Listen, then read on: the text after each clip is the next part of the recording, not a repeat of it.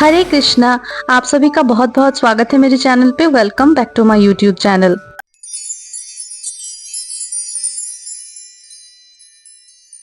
Hi everyone, hope you guys are doing well. Surgery के बाद 6 से 7 दिन आईसीयू में रहने के बाद 7th डे पे मम्मी को कैबिन में शिफ्ट किया है। अब ये सेटिस्फेक्शन है कि मम्मी के साथ मैं रह सकती हूँ। दिन कैसे बीत रहा है ये बताना थोड़ा मुश्किल है, क्योंकि सर्जरी सक्सेसफुली हो गया है। दैट डजंट मीन कि अब सब ठीक हो गया है। अभी भी प्रिकॉशन मान के चलना है ताकि रिकवरी अच्छे से हो जाए।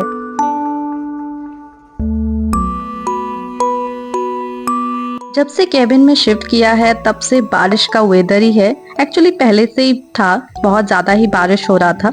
खैर, मेरा खाना तो रूम से मिष्टी जीजू के हाथ भिजवाती है और मम्मी का खाना यहाँ दे के जाते हैं। फिर उनको खिलाने के बाद दवाई देकर नर्स जाते हैं। खाना खाने के बाद मम्मी के साथ मैं भी थोड़ी देर टाइम मिलता है तो सो जाती हूँ।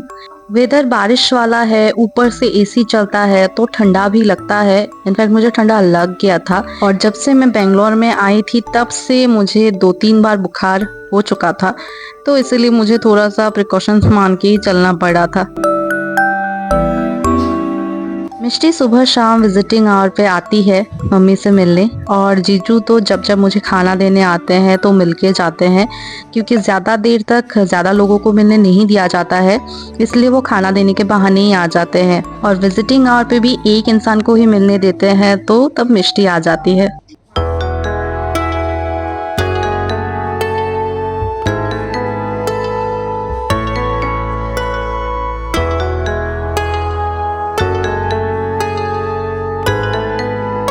डॉक्टर्स तो बोल के जाते हैं कि थोड़ी थोड़ी देर में वॉक करने, तो जब जब खाना खाना होता है तो थोड़ी देर के लिए मम्मी वॉक कर लेती है, और दिन में तो सोने में मना ही करते हैं वो लोग।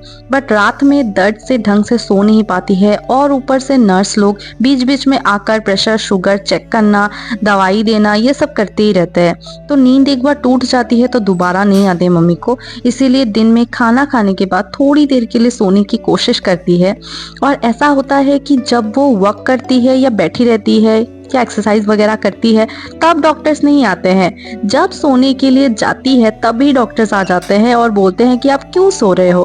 तो अब बार बार उनको कौन बोले कि हम इतने देर से बैठे थे तब आप नहीं आए, लेकिन जब हम सोने के लिए गए आप तभी चले आए।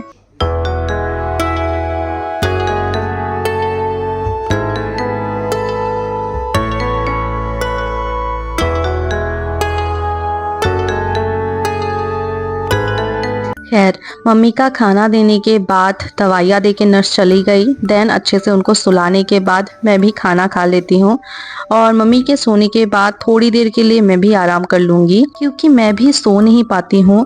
दिन में तो पूरा जगी ही रहती हूँ, और रात भर में भी नर्सेज जब आते हैं तो वो क्या कर रहे हैं, प्रेशर शुगर ये सब कितना निकला है, क्या है अपडेट सब लेना होता है, दवाइयाँ क्या दे रहे हैं, टेस्ट क्या कर रहे हैं, मम्मी को किस चीज़ की ज़रूरत तो नहीं है, ये सब देखना पड़ता है। तो इस चक्कर में नींद तो अधूरी ही रह जाती है, इसलिए जब जब मौका मिलता है तो थोड़ी देर के लिए सो जाते हैं।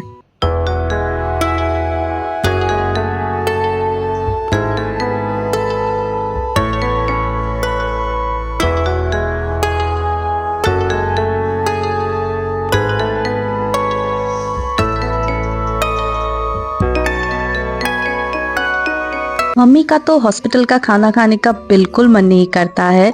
ऊपर से साउथ इंडिया का खाना हम नॉर्थ ईस्ट वालों के लिए थोड़ा सा अलग रहता है, एकदम सुबह शाम, तो हमारे लिए वो स्वाद थोड़ा सा अलग है।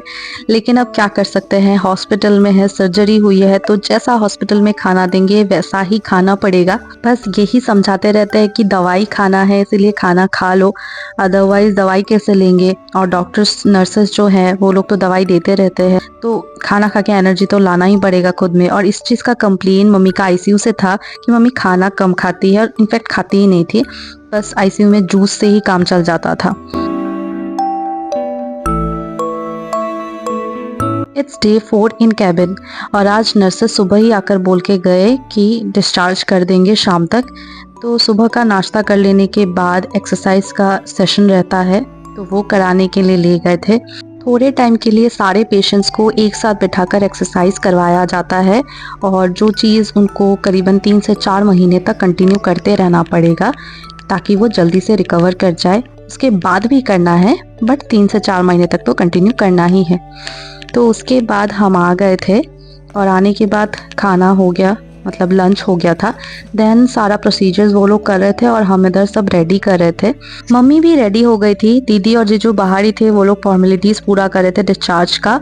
मैंने हमारा जो भी चीज़ था, जो भी सामान था यहाँ पे सब कुछ ले लिया था। अभी बस वो लोग फाइल लेकर आएंगे, देन व्हीलचेयर लाएंगे, तब जाके हम निकल सकते हैं।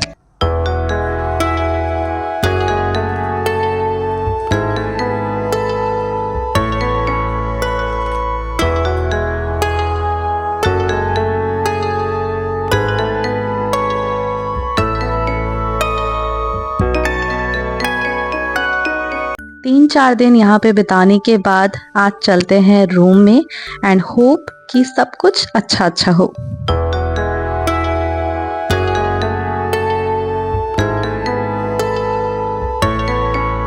चलिए आपसे फिर मुलाकात होगी नेक्स्ट वीडियो के साथ। तब तक के लिए बाय बाय।